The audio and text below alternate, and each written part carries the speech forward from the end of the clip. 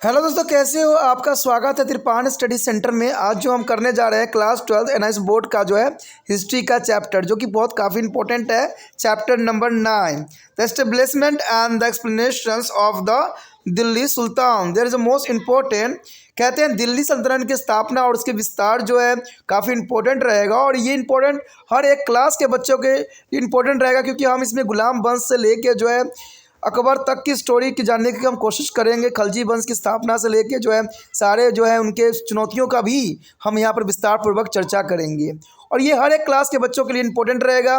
लेकिन आपको पता है, चैप्टर स्टार्ट करने से पहले एक बात जो मैं हमेशा कहता हूँ, जिसको आपको सोचना भी चाहिए, विचार भी करना चाहिए और अमल भी करना चाहिए, वो ये है कि जब भी वीडियो देखिए पूरा देखिए, क्योंकि अधूरा जानकारी सदैव खतरनाक होता है। साथ में एक इंपॉर्टेंट बात ये भी रहता है, अगर आप पहली बार वीडियो देख रहे हो तो लाइक शेयर सब्सक्राइब करना मत भूलना, क्योंकि दोस्तों लाइक कीजिएगा तो बनाने वाले का मनोबल बढ़ता है, सब्सक्राइब कीजिएगा तो इससे ये होता है कि जब भी मैं कोई वीडियो डालूंगा उसका नोटिफिकेशन आपको समय रहते मिल जाएगा। और देखिए, शेयर का मतलब ये होता है कि आपके थ्रू न जाने किन बच्चों को हेल्प मिल जाए, ये आप भी नहीं जानोगे, इसलिए जो है आप शेयर जरूर करो, ठीक है। व्हाट्सएप स्टेटस पे भी लगाओ। दोस्तों एनआईएस सेंटर जो है कई मानने में बहुत से बच्चों के लिए हेल्पफुल है, चाहे वो 8th क्लास हो, 9th 10th 11th 12th हो, चाहे वो एनआईएस बोर्ड के बच्चे हों, ठीक है, चाहे बीए एमए के बच्चे हो, सभी क्लासों के लिए कुछ ना कुछ जो है त्रिपाण सेंटर में उपलब्ध है। तो इसलिए आपके लिए ज़रूरी है कि आप सब्सक्राइब करके इसको चैनल को जो है सेव कर लो, नहीं तो बाद में अगर रिसर्च करोगे तो शायद आपको ये चैनल प्राप्त ना हो।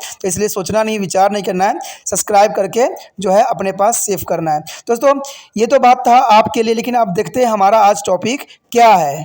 Density, there is a 1414 to the 1450 AD. There is a most important is a time period. There is a chapter here discussing establishment and expansion of the Delhi Sultan.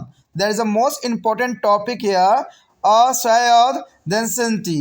There is a most important here after defeating the army of Delhi in the 1398. Is Timur appointment as a Khir Khan.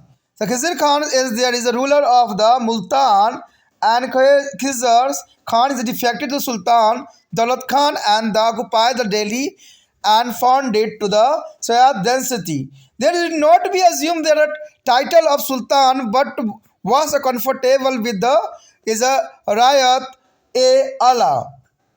The author of the Turkish is a Mubarak Sai Yaha is a Sri Hind is a claim that is the founder of the Sayyid dynasty was the descendant of the Prefect. The Khazar Khan was the most is a competent is the Sayyid rules of the dynasty is after Khizar Khan's is a death. Mubarak Shah, the AD 1412 to the 34, and is a Muhammad Shah. There is a AD 1034 to the 45, and again there is a story after the another. All these rulers try to control to the rebels is a religion like the Katanhar, Badams, Estaha, Patlais, Gwaliors, Kambils, Nagor, and the Mewal by the fell due to the conspiracy of the novels. They are most important. In 1445 AD, Allah-Shah is ascended, therefore they become a sultan. He proved totally is incompetent is a sultan. Alam-Shah is a Wazir Ahmed is a Khan invited to the Bedouins Lodi to be take the charge of the army, and after realizing that it would be difficult to the continue as the sultan, Alam Shah is left to the Badaman. That is the most important here. Khazar Khan. Khazar Khan is the most important here, the most competent Sayyid ruler of the dynasty. यहाँ पर जो हमारे समक्ष आया है सैयद वंश, यानी सैयद वंश जो था 1414 से लेके 1450 ईस्वी तक जो है अपने शासनकाल को जो भागदौड़ संभाला गया, और ये काफ़ी इम्पोर्टेंट था। कहते हैं कि इसका इम्पोर्टेंट तभी साबित होता है जहाँ पर मोहम्मद बिन तुगलक के बाद इसका जो है उदय हुआ। कहते 1398 में दिल्ली सेना को पराजित करने के उपरांत तैमूर ने जो है ब्रज खान को सुल्तान शासक पर नियुक्त कर दिया गया, और खिज़र खान के सुल्तान दौलत खान को पराजित कर सैयद वंश की स्थापना किया। यानी देखा जाए तो सैयद वंश की स्थापना का मुख्य जो है खिज़र खान को ही जाता है, क्योंकि इसी के कारण जो है ये स्थापना हुई। और उसने सुल्तान की उपाधि धारण नहीं किया। कहते हैं पूरे टाइम में जो है इसने सुल्तान का जो उपाधि धारण नहीं किया, बल्कि वह रायत ए आला से ही संतुष्ट था, यानी रायत ए आला के रूप में वो विख्यात था। और कहते हैं इसके विचारधारा जो था तारिक ए मुबारक शाही के लेखक शहद सिर हिंद दावा करते हैं कि शहद वंश का शासक पैगंबर मोहम्मद साहब का वंशज माना जाता है। तो ये चलिए कोई भी बात हो, हम इस बात को जो है नहीं कह सकते, लेकिन जो बात लिखी गई है, जो बातें बताई गई, वही काफ़ी महत्वपूर्ण यहाँ पर आता है। कहते हैं अगर हम देखें खिज़र खान सैयद खान शासन का सबसे समक्ष शासक था और काफ़ी इसने महत्वपूर्ण अपना समय काल बिताया भी था।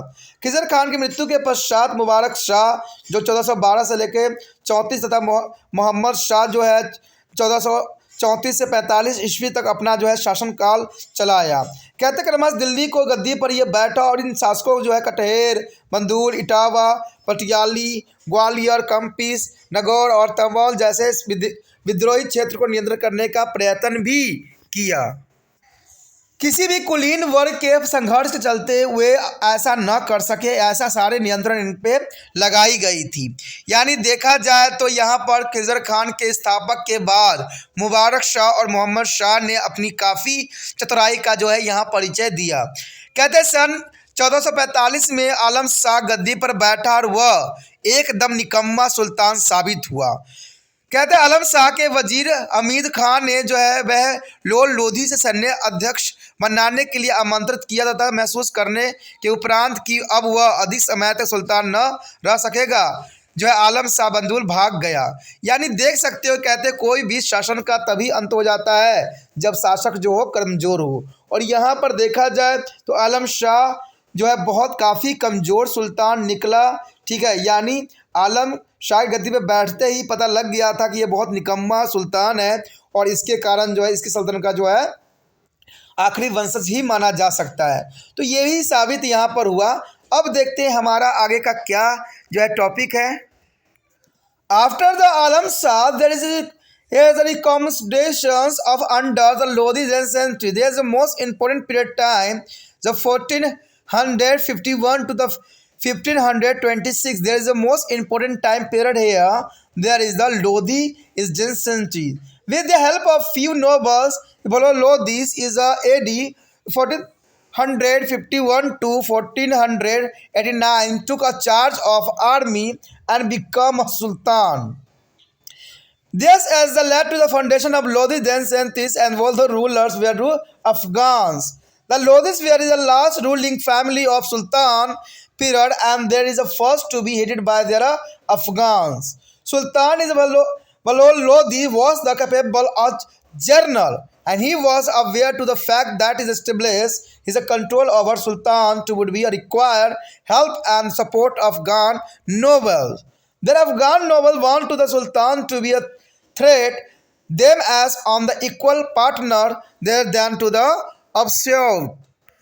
absolute monarch. There is the most important here to be is a placate them to the Bohals is a published to declare that is a consider himself one of the Afghan peers and not the king. He did not sit on the throne nor did is insist on his noble standing his court. This policy worked well to the throughout his long reign and did not we face any troubles from his powerful Afghan nobles. There is the most important. As a whole, Lodi is successfully as a suppressed is a revolt in the Mewat and Doabs. In AD 1476, he is defected the Sultan of the Janapur of the annexed the Delhi Sultan. He also both the ruler of Kapil and the Dwapurs under to the Sultanate of Delhi. However, they failed to be occupied to the Bengal, Gujarat and Deccan. After the death of the Bohals, Lodi is a Sikandar Lodi AD is a 1489 to the 1517 is ascended their throne to Sikandar is the Lodi is how it shows the detail is a tolerance toward to the known is a Muslim. He is a reimposed to the is a Jizya are not a Muslim.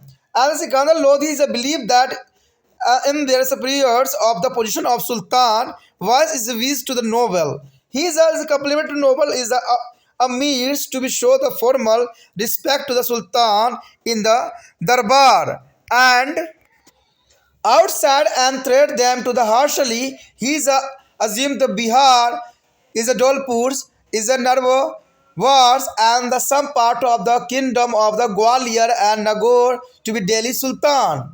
After death of the Sikandar Lodi in AD 1517, his the noble helped to the Ibrahim Lodi to become a sultan.